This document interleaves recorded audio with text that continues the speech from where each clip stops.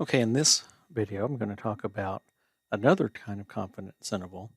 It's when you have an unknown population standard deviation. In other words, the standard deviation you have is S, the sample standard deviation.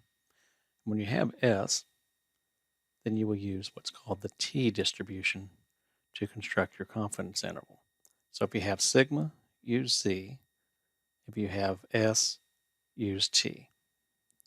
Okay, so the things you have to work this problem are you have to have a simple random sample, a sample standard deviation, that's S, and you have to have a large enough sample size. And that's still using the rule we've had in the other videos where if you have skew, you need at least 15.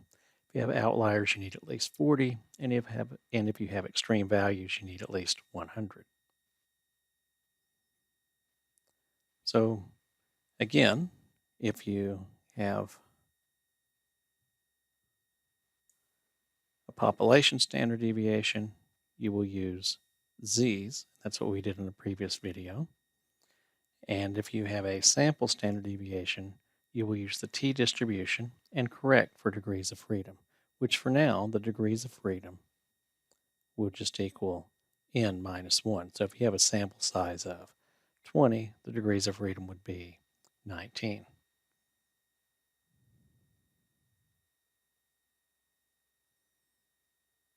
Okay, so here's a sample. We have a simple random sample of 50 movies with a sample mean of 118 and a sample standard deviation of 14. So we're talking about a problem with means, and we have a sample standard deviation. So we're going to use the t and correct for degrees of freedom, n minus 1. And we're going to construct a 95% confidence interval. So just running that all out of there. The information from that problem, n was 50, so degrees of freedom will be 49. That's just 50 minus 1. The sample mean is 118, and the sample standard deviation is 14. The 95% confidence interval, you'll have a critical value, a t value, equal to 2.01. So if you have the t table, just pull that out, go into the column that says 95% confidence, and go down to 49 degrees of freedom, and you should see at the intersection there 2.010.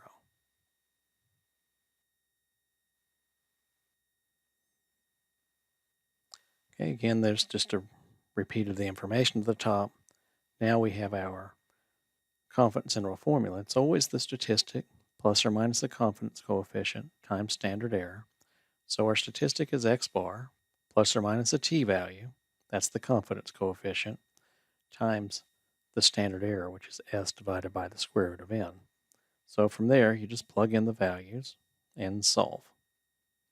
And as far as doing the calculations, that's it. If you need to, pause for a second. I'm going to say a couple of other things, but make sure you can get the calculations first. Okay, so I want to talk about some stuff that could come up in a multiple choice question.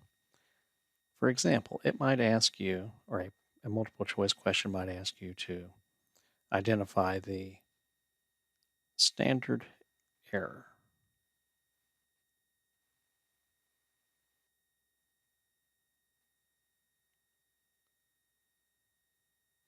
In this case, that's Sx bar, and it's equal to S divided by the square root of n, or 14 divided by the square root of 50. In other words, it's just this last term of the confidence interval formula. On the other hand, if a problem asks you for margin of error,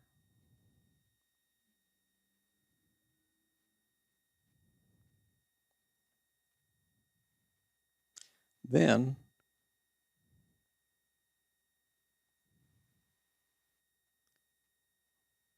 it's equal to all of this stuff on here, the t times s divided by the square root of n. This is the sample statistic x bar plus or minus a random error. A margin of error. And so it's just going to equal t times s divided by the square root of n, which is 2.010, times 14 divided by the square root of 50.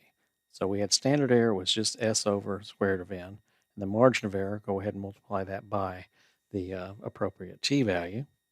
And could also ask you about the width of the interval.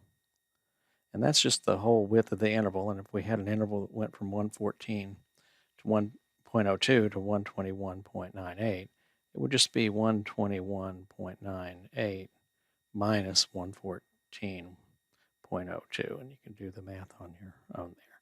So just be careful when you're reading the multiple choice questions when it asks you for standard error, margin of error, or width, that you get the right ones. And that'll be it for this video.